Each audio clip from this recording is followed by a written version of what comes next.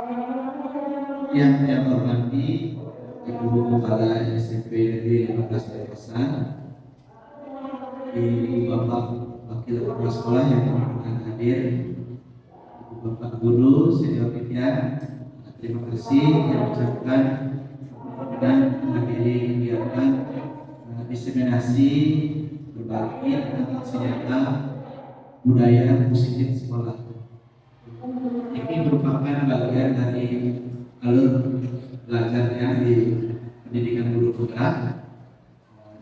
Dari awal mulai dari diri sendiri, kemudian ada eksplorasi konsep, kemudian ada elaborasi pemahaman, demonstrasi kontekstual, kemudian terakhir diakhiri dengan sinyata di alur berkelas. Nah, Ibu Bapak, ini beliau yang membantu yang selama pendidikan. Ada Ibu Diana yang kemarin beberapa rekan sudah hadir ini. Kemudian yang kedua ada Mary Krishna, dan ada salah satu kepala sekolah di SD di Denpasar sekaligus sebagai fasilitator. Nah, sebelum kita mulai apa itu budaya positif, mari kita lihat tayangan berikutnya.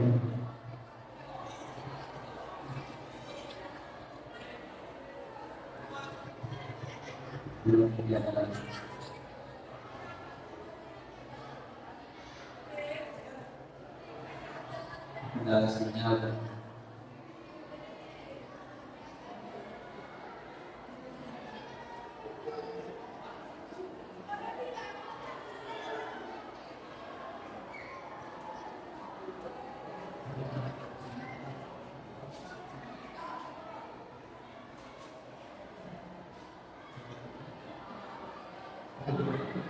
Nih, coba kita perhatikan video berikutnya.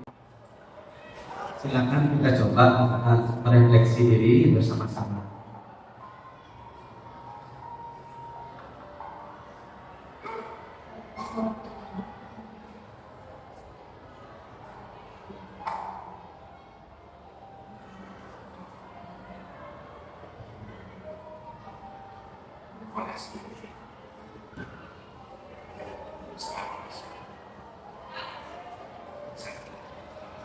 Nah, sambil menonton video, coba bagaimana kalau ibu bapak yang menjadi murid itu, mana perasaannya? Kemudian, apakah itu merupakan penerapan disiplin? Hal yang terakhir, bagaimana seharusnya kita sebagai seorang guru ini menjalannya?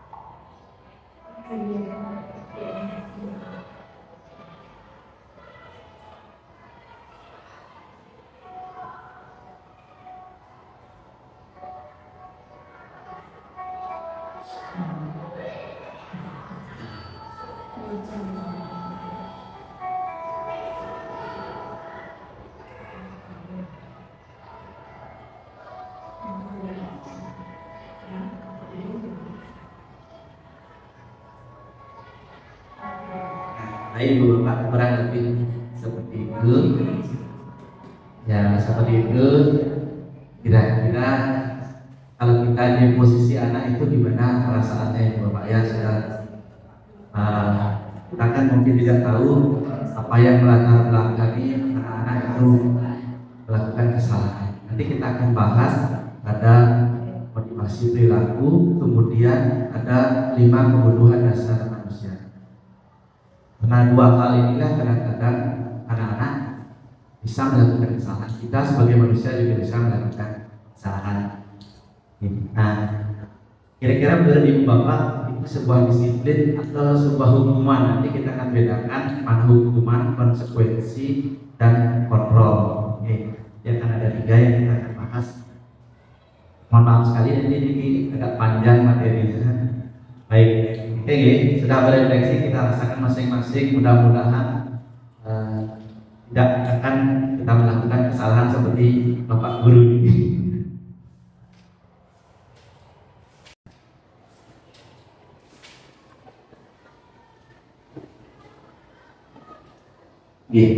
Nah, yang kita akan bahas hari ini Bapak yang akan bagikan ada 7 poin utama. Yang pertama mengenai perubahan paradigma belajar, kemudian disiplin positif, kemudian teori motivasi, hukuman, penghargaan, restitusi, keyakinan kelas, kebutuhan dasar manusia dan dunia berkualitas, 5 posisi kontrol, dan yang terakhir segitiga restitusi. Jadi yang akan kita coba diskusikan hari ini Bu Bapak. Nah, yang minta tolong dan keduanya ini kita akan bermain dulu sebentar Bu Bapak. Nah, Miss Nina bisa dibantu nih sama Pak Adi. Pak Adi silakan Adi kita akan bermain biar terlalu dekat tadi setelah nonton video. Nah, sekarang Miss Minta coba lagi dibuka tangannya. Sekarang bayangkan Miss Minta menaruh sesuatu yang paling berharga di tangannya, sesuatu yang sangat berharga yang tidak boleh orang tahu. Oke, sudah dikepalkan teman-teman. Nah sekarang coba Pak Adi sekarang sebagai tukang rayu silakan dengan bahasa gimana ya, boleh diiming-iming sesuatu supaya kita mau membuka. Ya, silakan Pak Adi. Yang kasih waktu 2 hari. 2 hari cukup. Coba 2 menit merayu Miss supaya mau membuka. Oke, silakan Miss. Kalau jalur rayu saja.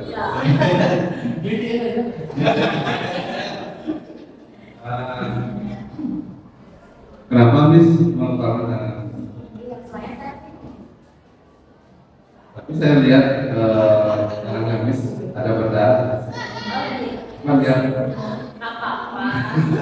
Nanti kita ngomong sendiri. tapi jumlah jarinya kurang ya?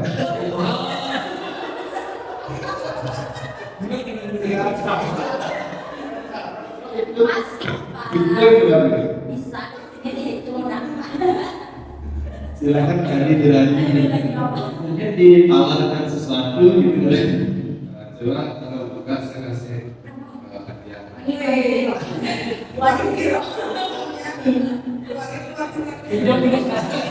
Nanti saya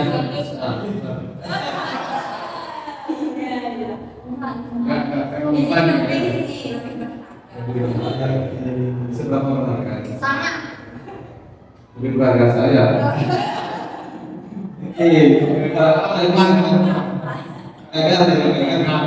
Dua menit sudah berlalu. Kirim tangan, terima kasih sudah Adi. Nah kira-kira Ibu Bapak dari permainan tadi, kira-kira Miss Ninda disiapkan kenapa tidak dibuka kalau sudah dirayu ya coba. Ya, jadi karena sesuatu itu sangat berharga lebih dari penamaran yang diberikan dari Pak Adi. Semuanya tidak mudah. Terima kasih ya Miss ya, terima kasih banyak. Nah itu Ibu Bapak, itu Itu pengantar dari diskusi kita hari ini. Kemudian kita cicip.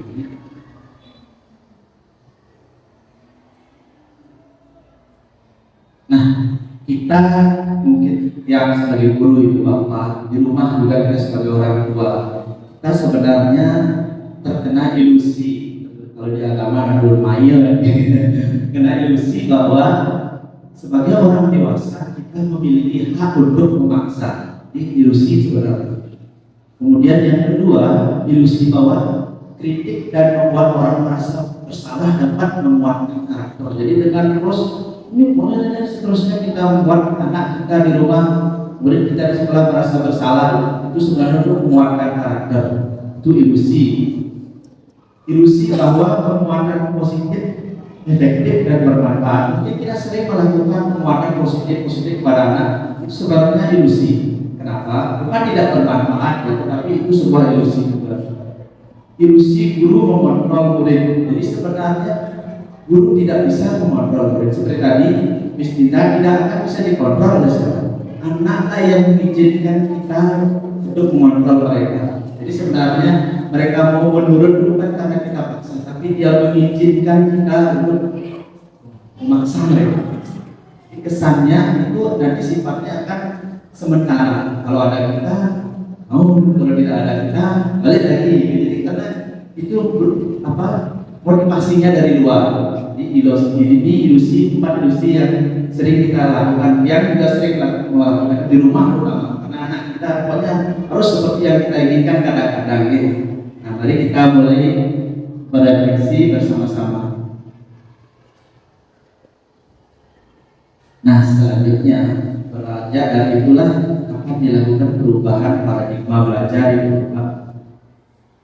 Menurut Stephen Covey, bila kita ingin membuat kemajuan perlahan-lahan sedikit-sedikit, ubahlah sikap dan perilaku kita. Namun bila kita ingin memperbaiki cara-cara utama kita, maka kita perlu mengubah kerangka acuan kita. Sebenarnya kita melakukan sesuatu apa? Goal kita, tujuan kita. Ubahlah bagaimana kita melihat dunia, bagaimana Anda berpikir tentang manusia, dan seterusnya. Kemudian penjelasan aspek tertentu tentang realitas. Maksudnya begini, ketika kita ingin melihat sesuatu berwarna hijau, bukan kita harus mengecek semua bangunan supaya menjadi berwarna hijau. Gampang sebenarnya, cukup memakai kacamata hijau maka semua akan kelihatan hijau seperti itu. Jadi kita harus mulai benar-benar memperbaiki perilaku kita.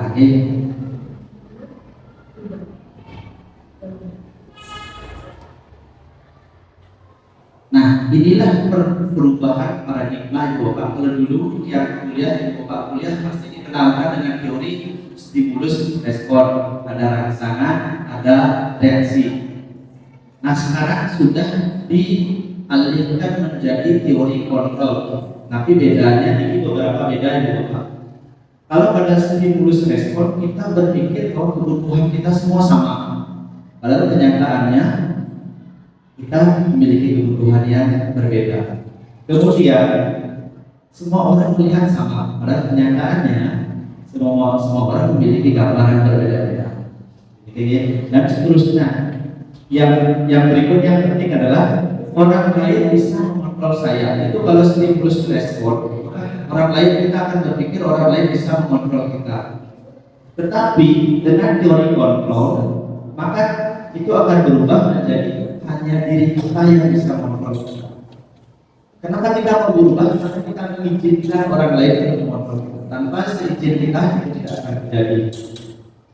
Kemudian kalau stimulus respon itu ada menang kalahnya Ibu Bapak. Kita mau membina murid, membuat murid merasa bersalah, kita merasa yes muridnya seperti bapak anak kita. Nah, pada teori kontrol itu akan berubah menjadi menang-menang, guru menang, murid menang, orang tua menang, anak menang. Tidak ada yang merasa tersakiti. Nah, ini adalah perubahan paradigma yang akan coba kita terapkan.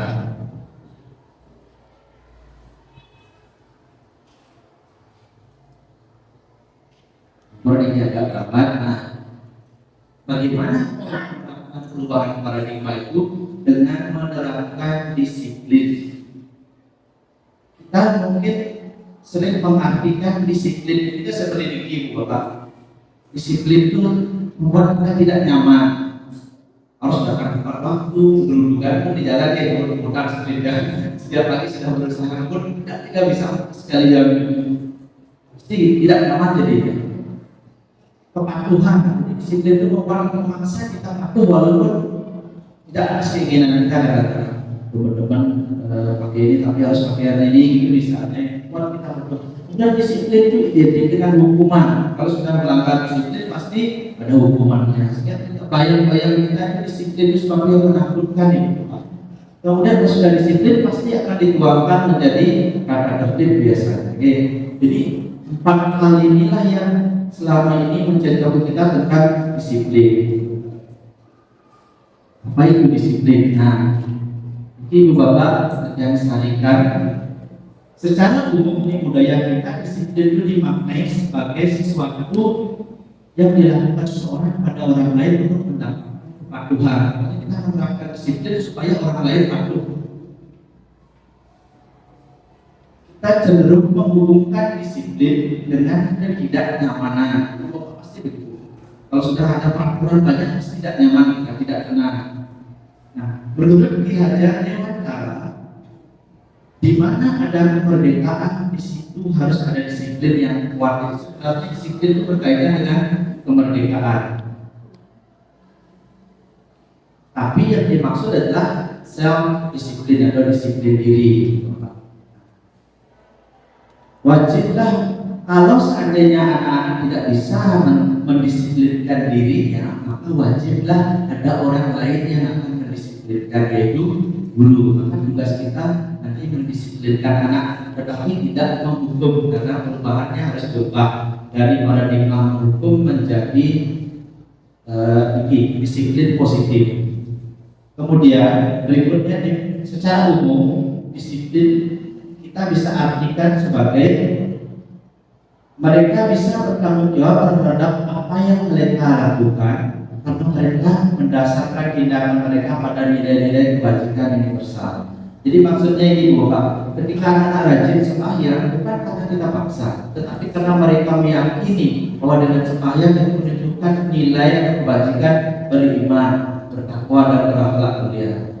Mereka datang ke sekolah tepat waktu bukan karena mereka takut dimarahi guru atau akan disuruh usaha, tapi karena mereka meyakini kalau datang ke sekolah tepat waktu sudah menghargai diri mereka sendiri, menghargai waktu. Seperti itu harapannya ke depan seperti itu. Tapi namanya budaya tidak bisa instan. Kita aja membentuk suatu budaya perlu dari perilaku yang berulang-ulang jadi kebiasaan jadi karakter, barulah budaya. Tidak lama sekali itu. Tapi kalau tidak dimulai, tidak akan terjadi. Nah sekarang cek yang minta Ibu Bapak menjawab dengan jujur, refleksi diri. Coba diuraikan alasan kenapa Ibu Bapak datang ke sekolah sebelum jam 7.30. Terus jawab ini ya alasan jujur, nanti tidak ada salah benar gitu. Kemudian kenapa memakai seragam yang sama, misalnya hari Senin kenapa harus pakai kaki untuk pegawai negeri, kenapa harus putih hitam untuk yang P3K. Kemudian kenapa kita harus sembahyang atau berdoa. Kemudian berhenti di lampu merah, kenapa? Apa karena ada polisi baru berhenti kalau tidak ada gas. Coba siapa mau volunteer? Iya.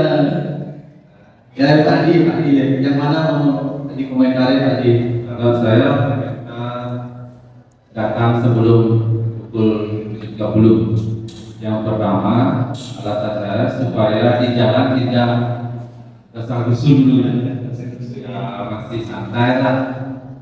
Kemudian tidak macet. Kemudian sampai sekolah bisa istirahat sebentar sampai absen. Oke, nah Bapak terima kasih. Siapa yang punya alasan seperti dia tidak terlambat absen? Ya, bisa silakan. Secara umum, kamu tempat-tempatnya itu merupakan peraturan atau tata tertib. Tapi kalau di jabarkan satu persatu, ya itu nomor 1, 730 itu mungkin batas itu dari peraturan yang kalian untuk kemudian ada masuk sekolah yang jelas dan mungkin menggunakan absen sebelum jam itu. Yang kedua memakai seragam itu juga untuk aturan. Jadi ya harus ditaati aja dan ketiga mungkin berdoa semuanya bukan keyakinan sih Pak ya. Jadi kalau saya dari rumah sudah memahami misalnya ini kepercayaan aja sih. Sebelum bukaan itu karena kan harus naik ke atas cukup saya pamit mau sekolah pokoknya diberikan jangan gitu kalau percayaan saya ini hanya Pak itu peraturan juga jadi kalau melanggar lampu merah pasti dia pasti ada polisi ataupun tidak dia pasti celaka. Terima kasih. Terima kasih Bu Suki. Baik Ibu Bapak, secara umum termasuk yang alasan ini karena takut akan sesuatu ya. Ada dari kita misalnya dia mau datang lebih awal, terus jadi kalau saya datang lebih awal biar dia sama ibu kepala sekolah rajin gitu ya. Ini contoh Pak Oyan Karbe rajinnya jam 6.30 sudah di sini. Ada yang seperti itu punya. Nah, secara umum kita tuh karena menghindari hukuman. Kalau sering terlambat nanti bupati ini pasti bilang, baik nanti kena sanksi disiplin kan gitu. Secara umum pasti gitu. Tetapi kita berharap nanti motivasi kita adalah misalnya kenapa kita berhenti di lampu merah karena ada nilai keselamatan yang kita hargai. Kita harapannya seperti itu bukan karena polisi. Kalau nilai keselamatan kan kita selamat, orang lain selamat, maka saya berhenti. Jadi kalau tidak ada polisi tetap berhenti itu maksudnya itu. Oke.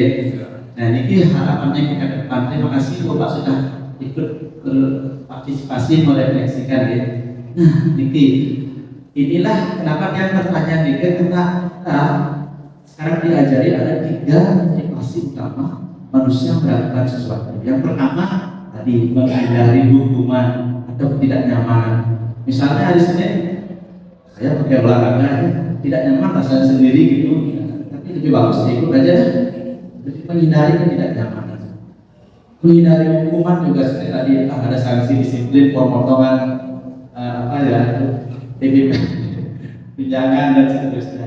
Kemudian ada juga yang mengharapkan imbalan atau penghargaan. Kenapa kita mengajar dengan bagus? Saya ikut lomba sebagai juara.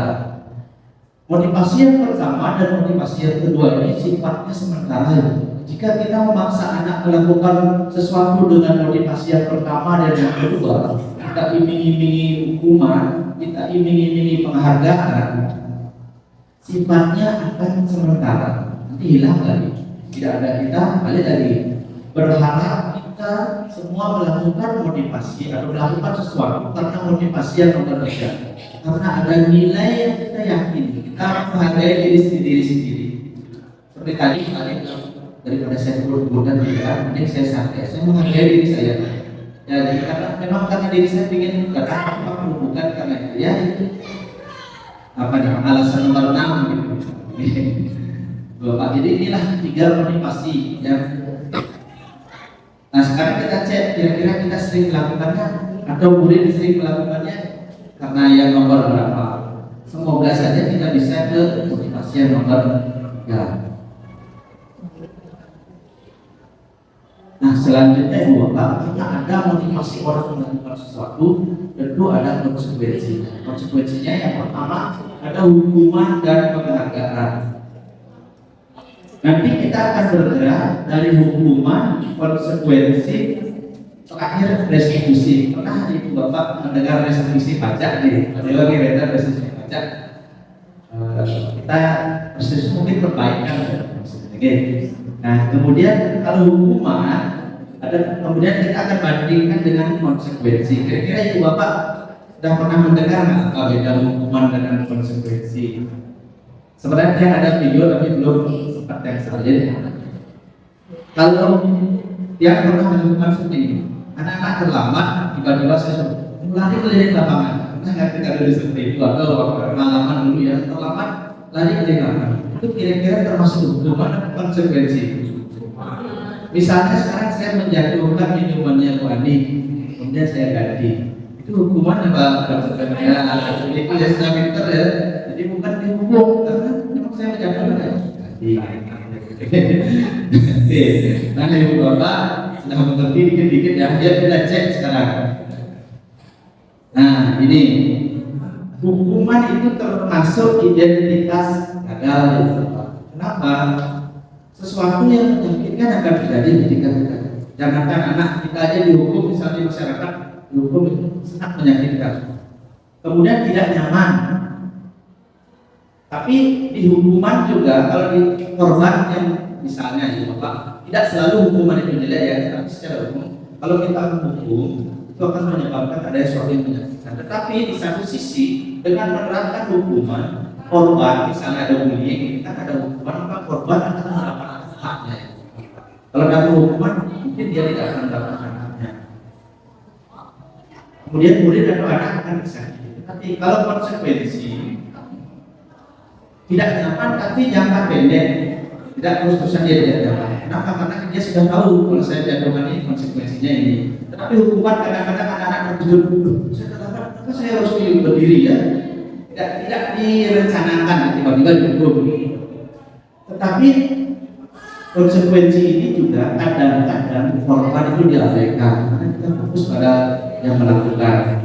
Ya, kalau restitusi itu merupakan pilihan, kemudian memuatkan anak.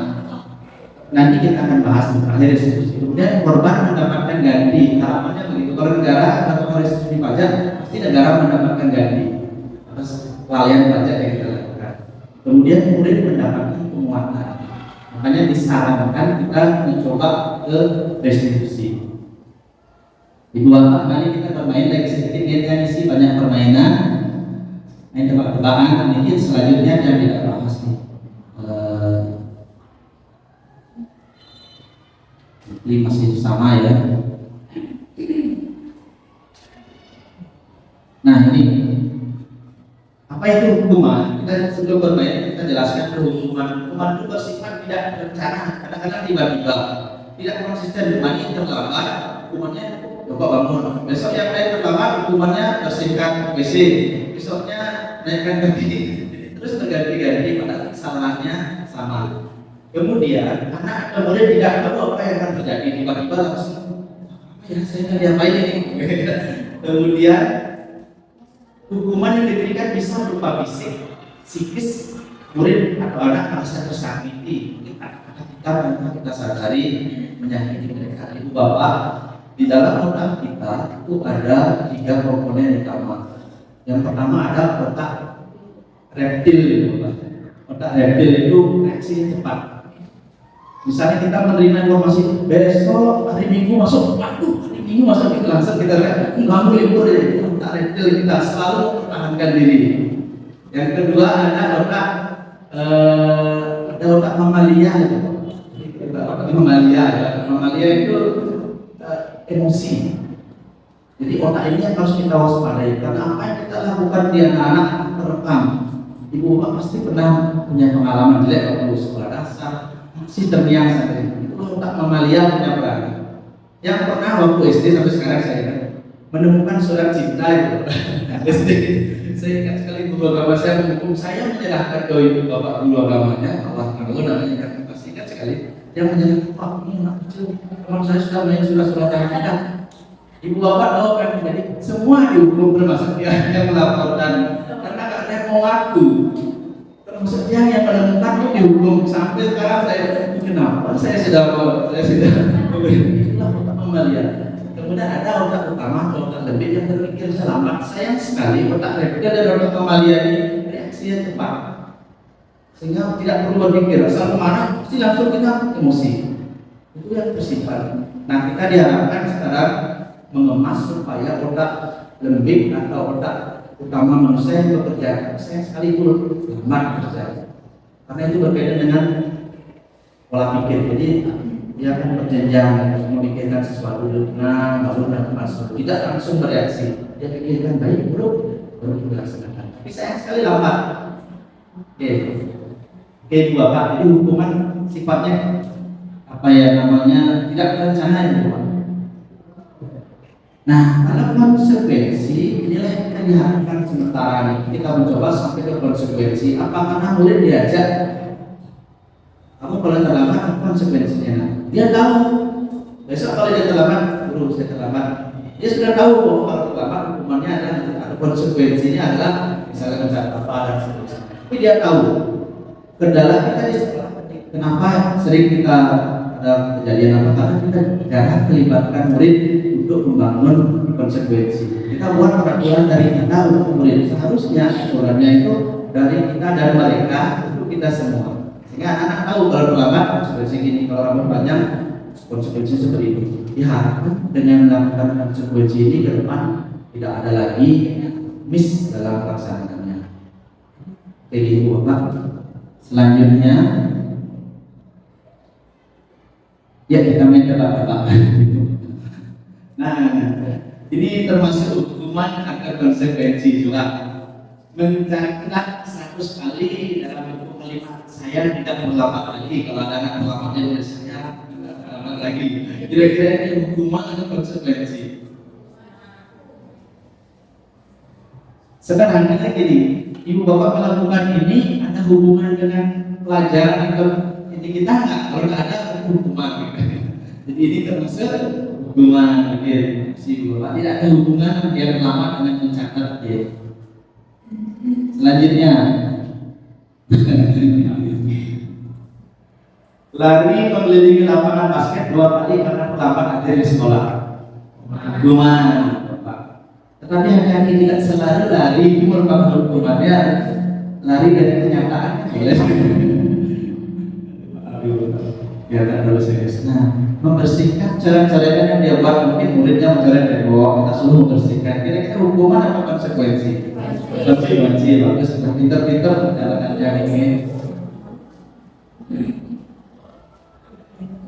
Nah, ini berjemur di pakaian di lapangan basket ke 12 siang karena ngobrol dengan teman di kelas. Saudara kamu ngobrol pergi kalau saya jemur ini kira-kira gimana?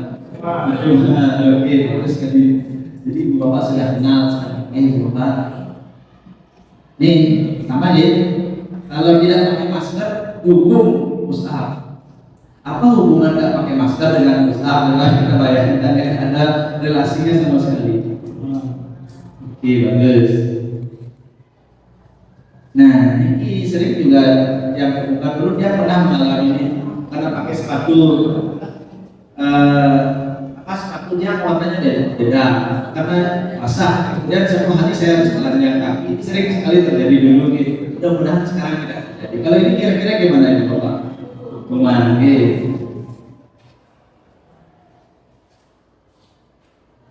Nah, ini agak susah nih. Lari mengelilingi lapangan basket 2 kali karena berhalang saya kemudian ini konsekuensi atau hukuman? Hukuman.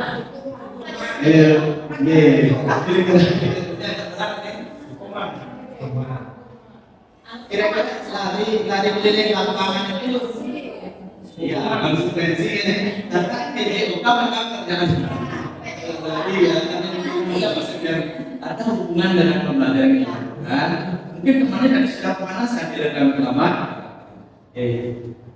Ini agak susah ya sebenarnya. Nah ini lagi berat. Pertama kali pembelajaran dari diminta untuk tinggal 15 menit sesudahnya membahas ketinggalan pembelajaran. Konsekuensi ya dia terlambat. Ada yang kelewatkan. Ya, ini kan ada kaitan dengan pembelajaran itu maksudnya.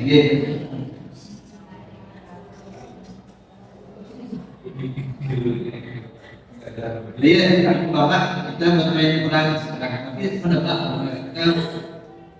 kita menyelesaikan kasus ini. Ibu Anas guru kelas 2 SD mendapatkan masalah, murid-muridnya tidak tertib. Andre itu kelas dan selalu berurutan masuk dalam kelas. Ini mengganggu proses pembelajaran. Kita sering ya dari kelas berubah dan seterusnya. Akhirnya Ibu Anas melakukan sesuatu, Ibu Bapak mengandalkan stiker bintang. Saya lama dapat bintang, yang masuk dengan tertib dapat bintang, ya. Setiap ini dilakukan terus dikasih yang mau tertib dikasih bintang. Apa kira-kira yang menjadi Bapak? Apa yang menjadi Bapak? Ini selanjutnya. Siapa yang dapat berdiri lurus dan terbaris antri dapat bintang.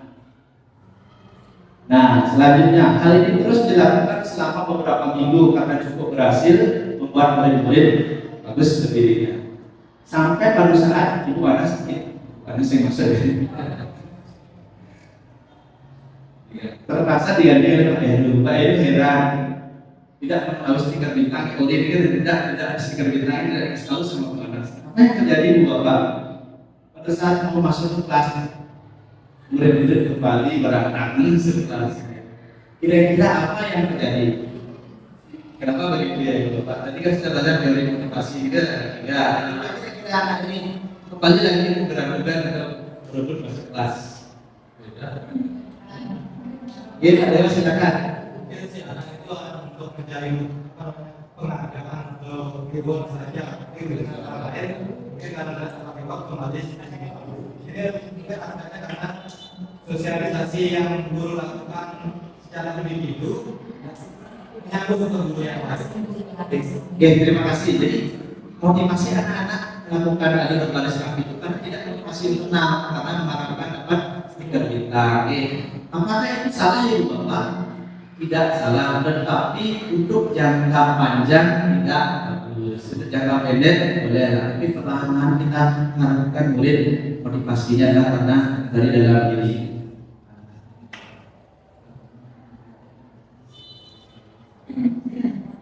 Ibu Bapak, ini yang mungkin yang juga merasa terkejut ya. Ketika memahami materi ini, pelajaran materi ini sangat membuat saya terkejut. Coba Ibu Bapak tanya Diki Ibu.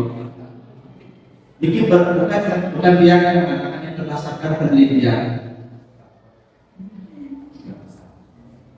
Al-Fikrat mengatakan bahwa baik penghargaan maupun hukuman adalah cara-cara mengontrol perilaku seorang yang menghancurkan potensi.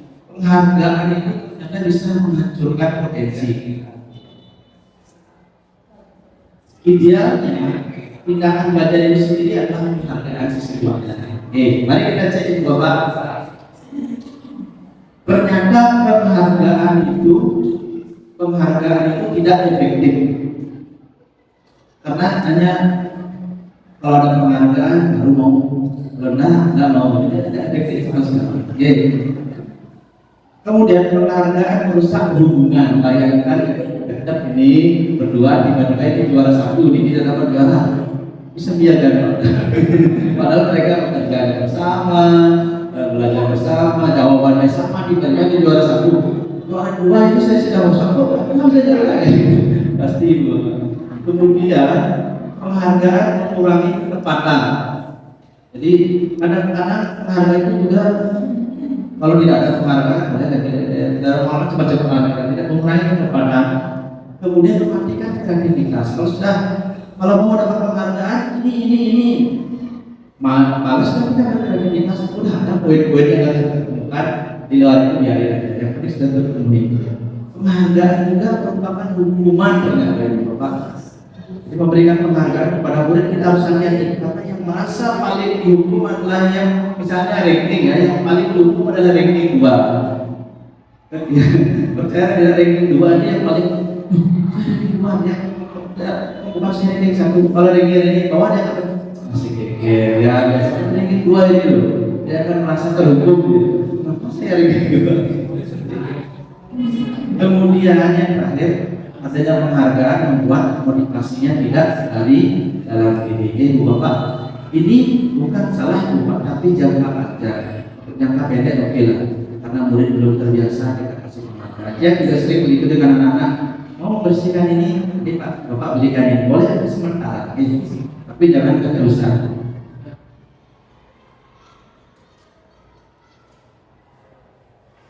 Nah, ini lagi Bapak tadi motivasi dari luar, dengan 2 meter kemudian masih dari dalam yang tadi yang menghargai diri sendiri, yang tadi sudah jelaskan.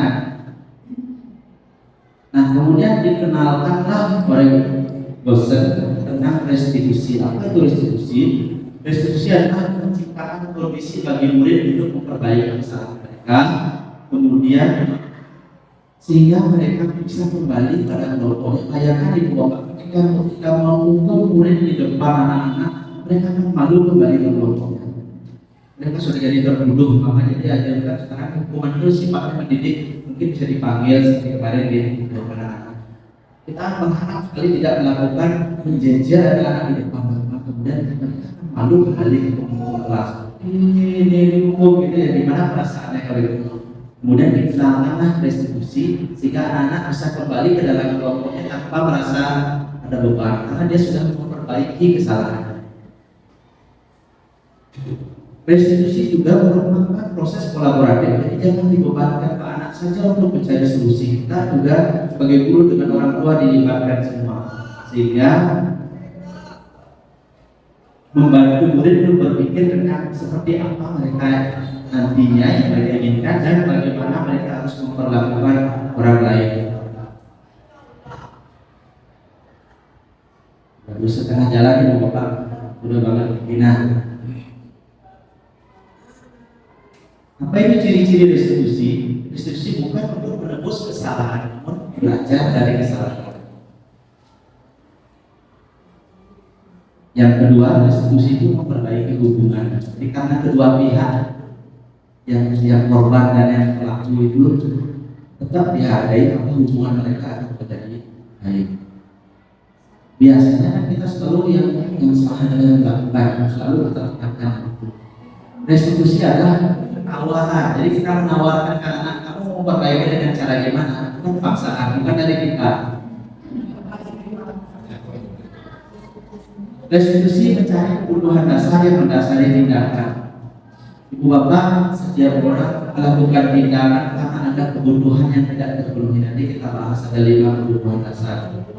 Restitusi cara yang paling baik di agak lama tidak akan mencapainya. Kita di restitusi fokus pada karakter bukan tindakan. Kemudian restitusi menguatkan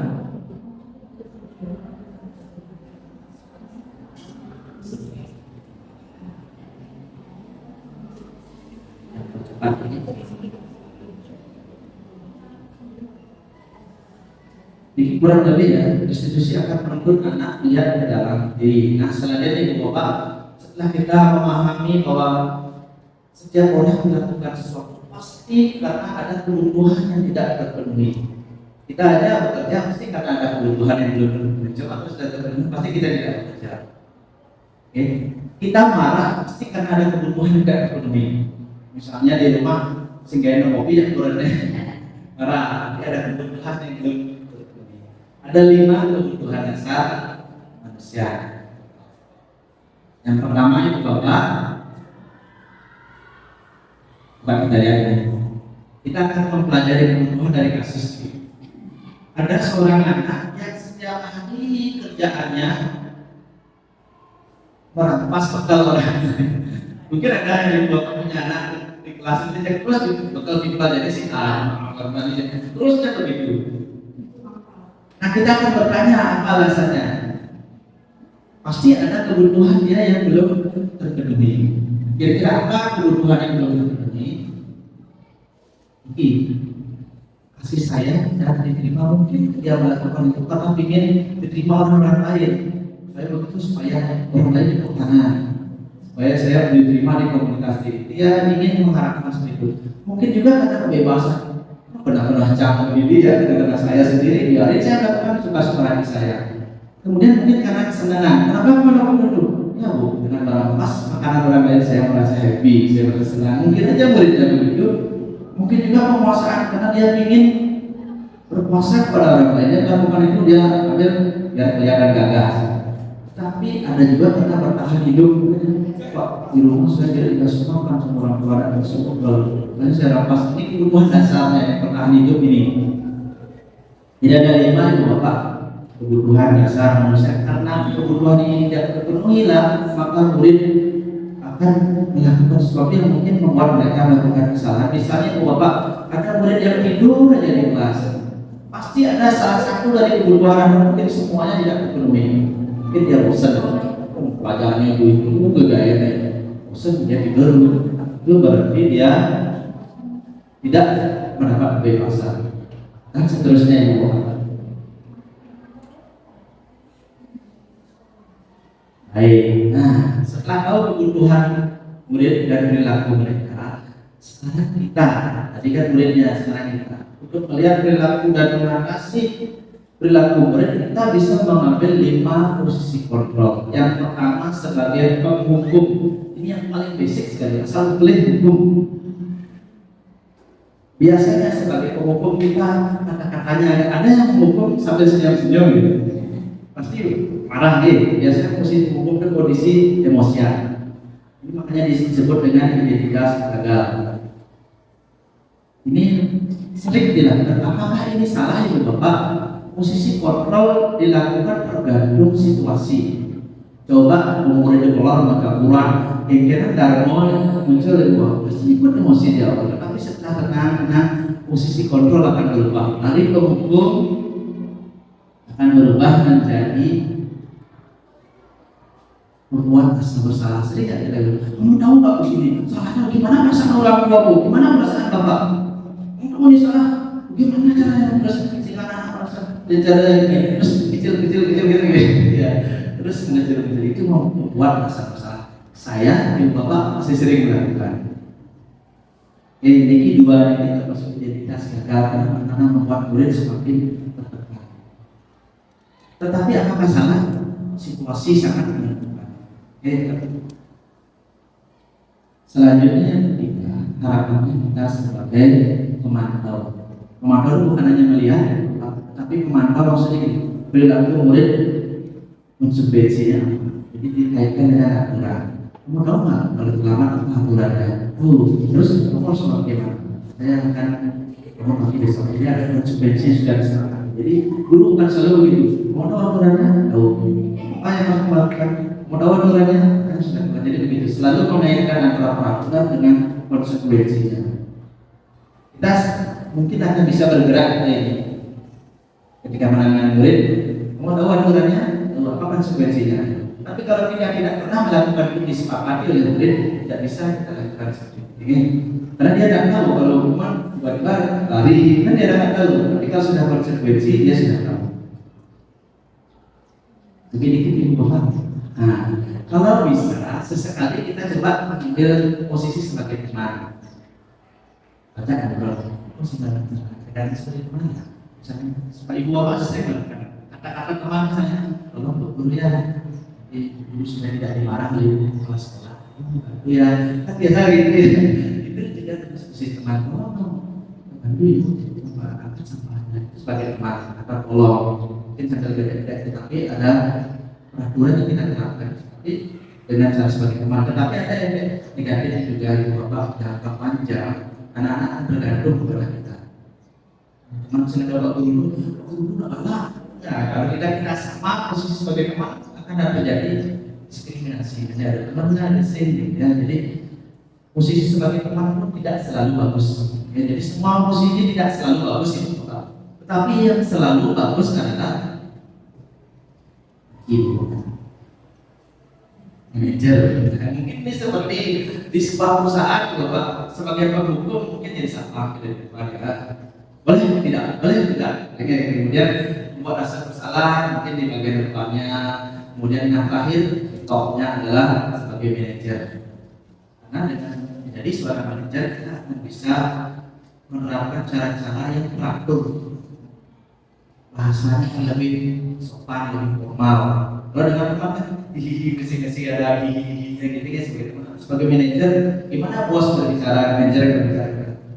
Terstruktur bahasanya.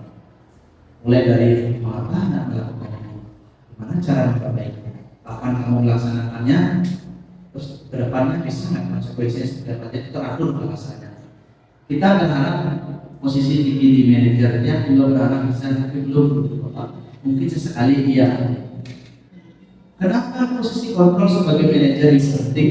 Karena berbuat sesuatu bersama murid, dengan menjadi manajer kita melakukan sesuatu bersama murid, mempersilahkan murid mempertanggungjawabkan peraturan. Seperti tadi, kamu menjatuhkan ini, kira-kira apa yang dapat kamu lakukan supaya kejadian tidak terulang lagi? Mendukung murid akan menemukan solusi sendiri. Menurut kamu gimana solusinya? Bukan dari saya. Besok kamu jangan gini ya, jangan gini. Itu dari kita. Tepat dari mereka. Tawarkan solusi dari mereka. Jadi kalau posisi sebagai manajer, posisi manajer mengacu kepada restitusi.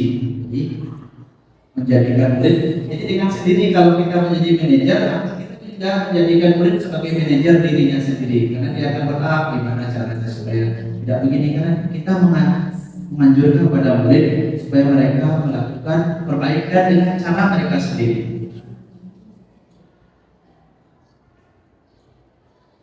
Berikutnya yang ingin saya bagi Bapak, kira-kira posisi Ibu Bapak saat ini lebih sering yang mana dari 5 ini Bapak? Kalau dia jujur masih di penghukum dan di pemantau, karena kami sudah membuat kesepakatan kelas, menurut kesepakatan lama silakan lakukan, jadi masih sering dan sering menghukum.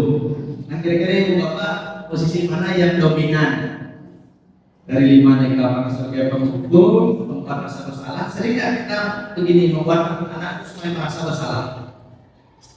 Kamu nggak begini, salah itu mana perasaan orang tua? Kamu perasaan bapak gimana?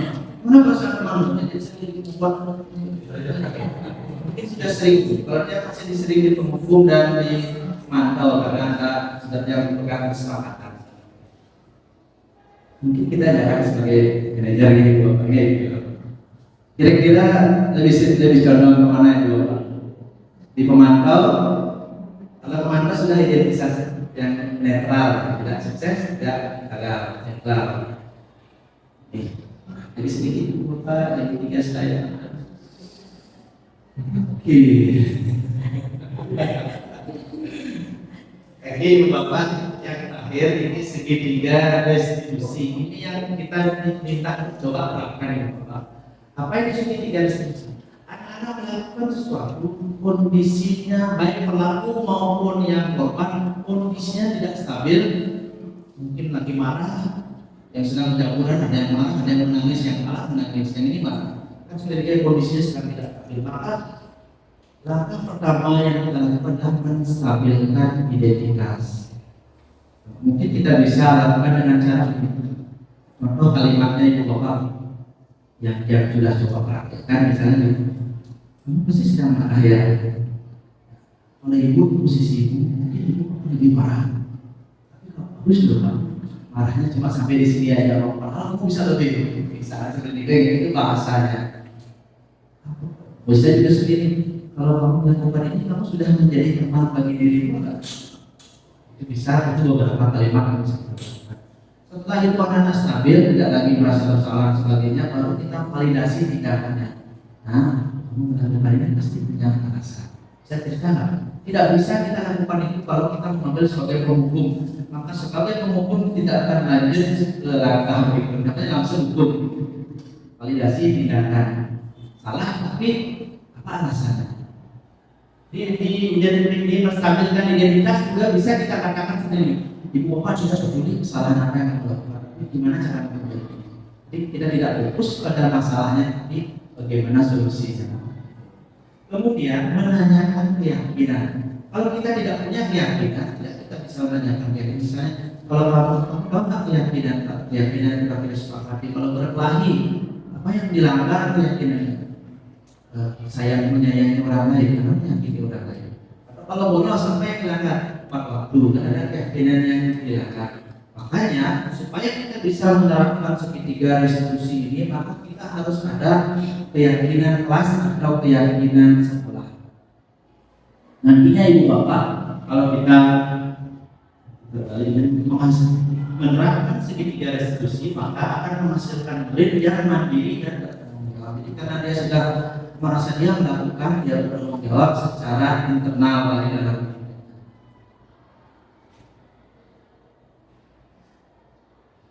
Ya. Jadi implementasi yang sudah dia lakukan adalah merancang dan menyepakati keyakinan kelas. Jadi Ibu Bapak, ketika kita mau melaksanakan restitusi tentu harus ada kesepakatan dan ada keyakinan. Tanpa ada keyakinan kelas atau sekolah, tidak bisa kita akan merestitusi anak-anak. Misalnya, kalau anak tidak sembahyang, apa kita pakai dasar untuk menyadarkan mereka kalau tidak kita punya keyakinan yang sudah disepakati tentunya. Anak kalau sembahyang, keyakinan apa? Kamu yakin tidak dengan Tuhan? Keyakinan apa yang kamu lakukan? Beriman dan bertakwa. Kalau dia tidak tahu keyakinan, tidak bisa kita melakukan restitusi. Jadi yang sudah melakukan di kelas dengan menyepakati keyakinan. Jadi tidak lagi berupa larangan. Di kelasnya tidak ada kata larangan lagi. Dilarang terlambat, dilarang ribut, sudah tidak ada lagi di pelajaran ini. Tapi dia menyepakati konsekuensinya. Misalnya diubah menjadi kalimat yang lebih positif. Jaga ketertiban.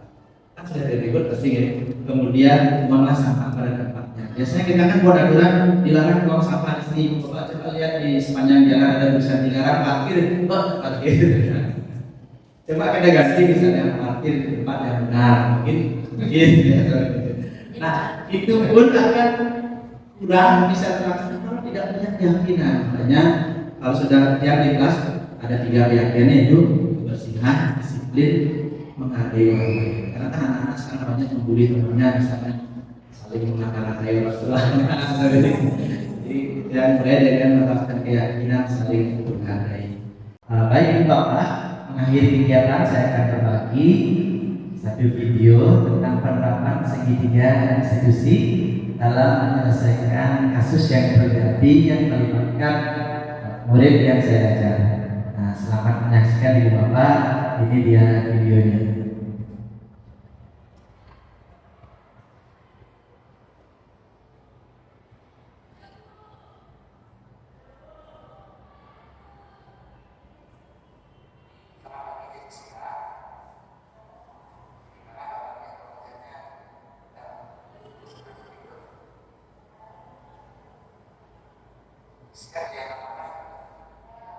Ini proses yang pertama, menstabilkan identitas.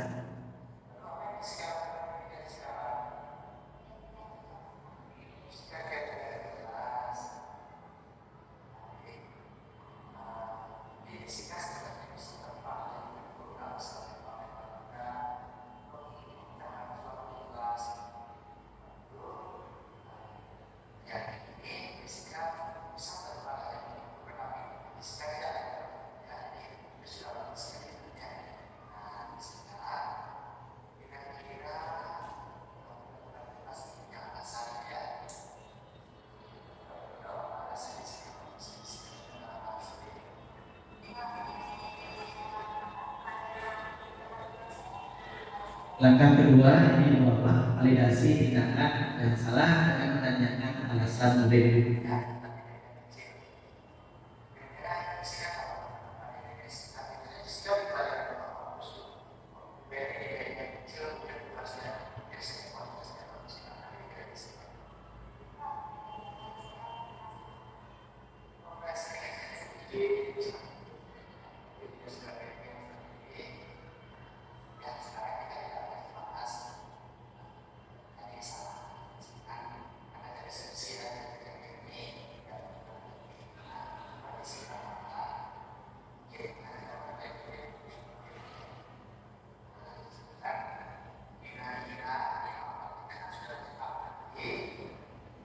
Ini langkah ketiga, menanyakan keyakinan murid.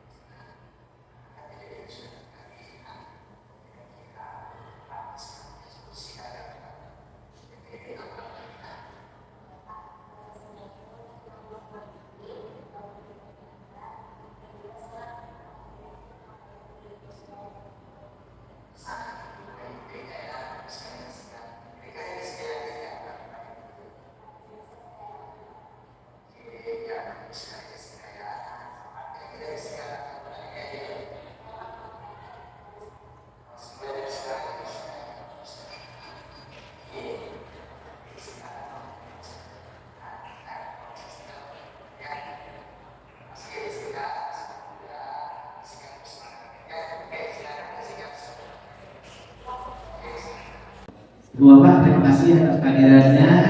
Dan mohon maaf kalau ada yang kekurangan. Dan duduk dengan Mas Adi. Om Santi Santi Santi. Terima kasih Bu Bapak.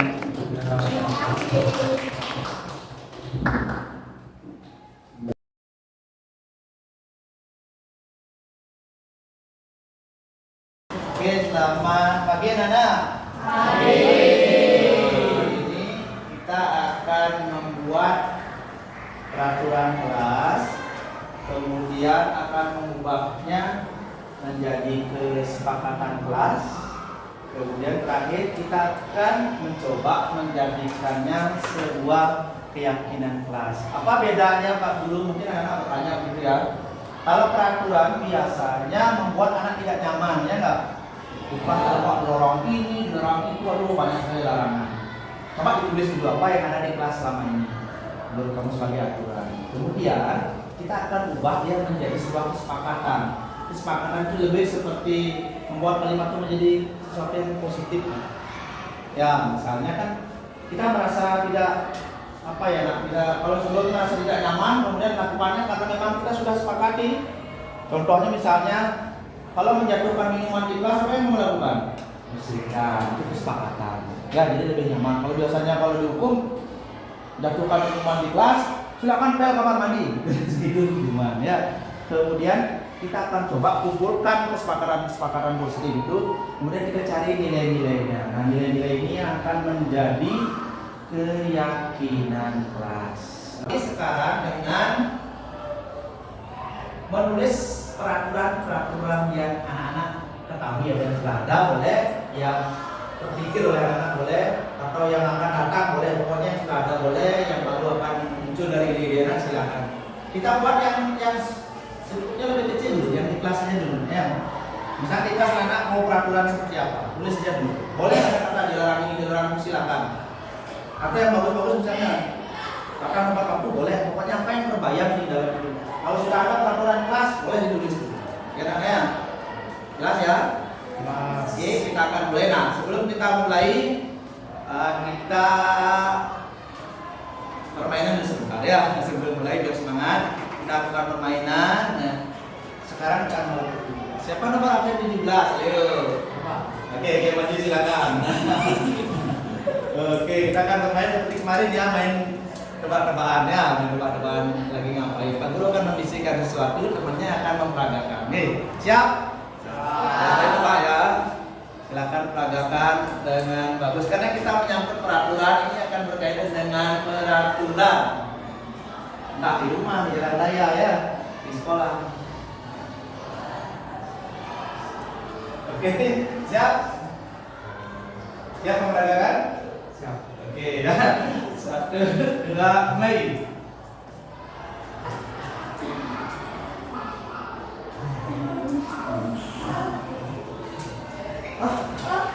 Ayo silakan jawab lagi. Nah, ayo lagi lanjut. Terus silakan jawab ya. Ya, yang keras dia sudah. Oke, nah Mbak Guru akan membagikan kertas plano yang bentuknya baju ya. Silakan ada isi, sudah ada spidol ya, silakan pakai spidol warna-warni atau pakai pulpen boleh. Oke, kalau malu sendiri-sendiri boleh 1 berdua. Oke, 1 berdua. Ya. Tapi kalau bisa ya sendiri-sendiri. Oke, kalau malu. Oke, kita mulai ya nadanya. Siap? Berapa menit kira-kira waktunya untuk menulis nih? 5 menit boleh? 10 menit? Ya, 10 menit ya. Oke, yuk. 1 orang satu ini kalau sudah selesai ditempel ya. Atau gini deh Pak Guru bagikan per ini biar tulis dulu baru dibuka ya. Ditempel di depan.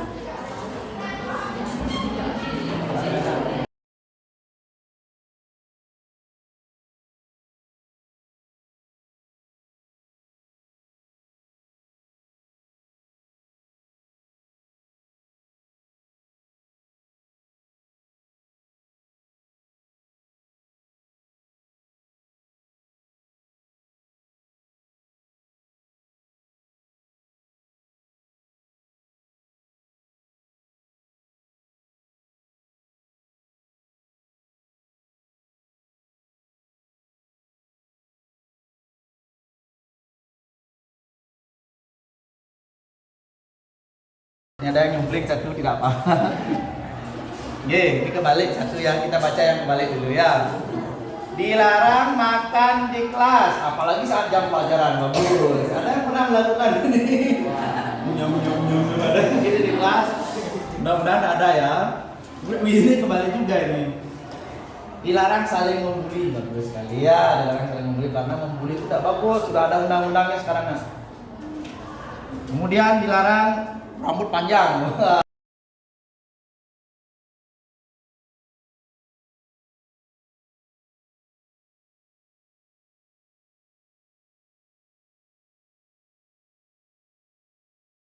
Nah, sekarang kita akan tingkatkan kata-kata dilarang itu kayaknya gimana gitu tuh. Nah, dia juga boleh, juga boleh gitu ya. Sekarang kita coba buat menjadi kalimat yang positif, kesepakatan. Kita susun dia menjadi kesepakatan kelas. Contoh kesepakatan kelas yang sudah ada di oleh temannya bagus sekali nih. Datang tepat waktu. Setuju nggak? Ya, setuju nggak? Oke, Pak Guru tempel sini ya. Nanti anak silakan ubah kalimatnya, ayo. Kira-kira. Ya, Pak Guru kelompokkan dulu ya, yang berbunyi sama.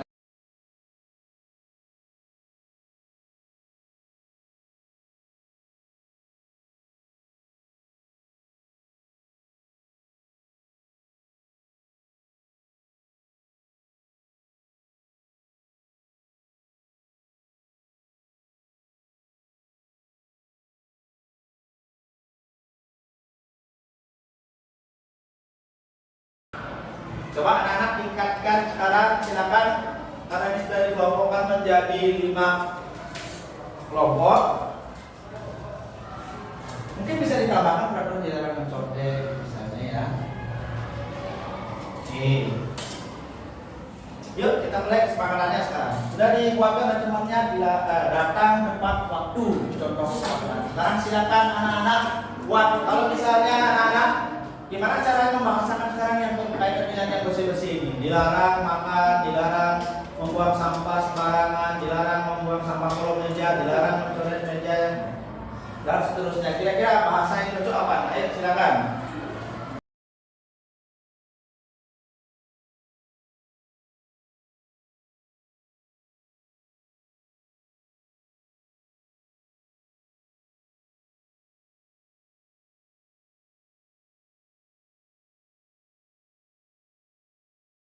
Kesepakatan yang sudah ada buat sehingga dia menjadi kelompok 1, misalnya kelompok 2, kelompok 3, sehingga kita gampang menjadikan dia satu nilai atau satu dia. Ya, Kenana ya, siap? Datang tepat waktu, kita kumpulkan dulu. Kemudian sarapan sebelum berangkat ke sekolah sehingga tidak ada yang makan di kelas ya. Oke, Pak Guru taruh sini aja ya, kita kumpulkan di bawah sini. Coba dulu, datang tepat waktu, ini berkaitan dengan waktu ya. Kemudian hargai perasaan teman, kita kumpulkan di sini yang menghargai perasaan itu ya. Mungkin ini berkaitan dengan bully dan sebagainya tadi ya. Sarapan ini kayaknya kalau sudah makan di rumah kan tidak perlu buang sampah di sekolah ya. Kita kumpulkan di sini.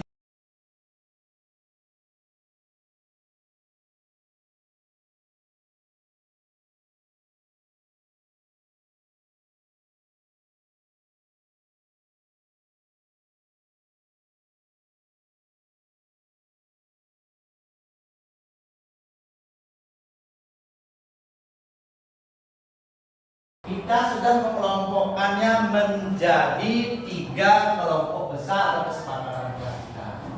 Oke, nah sekarang kita akan mengubahnya menjadi keyakinan kelas. Nah, yuk kita sekarang mulai. Kira-kira dengan datang tepat waktu, menjaga kebersihan diri, kemudian jaga kerapian rambut, jaga ketertiban kelas, itu berkaitan dengan apa? Nilai apa nak? Disiplin. Jadi kita setuju ya, ini termasuk nilai. Oke, kita sepakati keyakinan kelas kita yang pertama adalah disiplin. Oke. Ini sudah masuk kelompok disiplin. Sekarang membuang sampah pada tempatnya, melaksanakan piket, kemudian lebih menjaga kebersihan kelas, menjaga lingkungan sekolah dari sampah. Kira-kira nilai apa yang ada di sana? Kebersihan. Kita setuju ya? Oke, nilai atau keyakinan kita adalah kebersihan. Yang terakhir, mendengarkan guru saat menjelaskan, kemudian konsentrasi, menghargai perasaan orang lain, berbicara sopan santun, meminta izin, hargailah orang saat berbicara, itu termasuk apa? Nah? Saling menghormati. Oke, kita sepakati ya. Saling menghormati.